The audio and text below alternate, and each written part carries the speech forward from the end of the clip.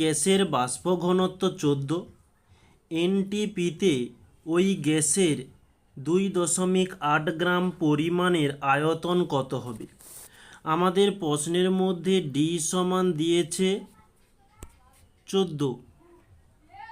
এখন আমরা এই যে সমীকরণটি জানি যে এম সমান 2D, এখান থেকে আমরা ডি এর মানটা পুট করে দিলে আমরা এম এর মান পেয়ে যাব। তাহলে এম এর মান পেয়ে গেলাম 14 দুগুণে 28। তাহলে আমরা এখানে লিখতে পারি এনটিপিতে 28 গ্রাম এর আয়তন বা 28 গ্রাম গ্যাসের আয়তন 22.4 লিটার। তাহলে বলেছে 2.8 গ্রাম এর আয়তন কত হয়ে যাবে? 22.4 বাই 28 ইন্টু 2.8।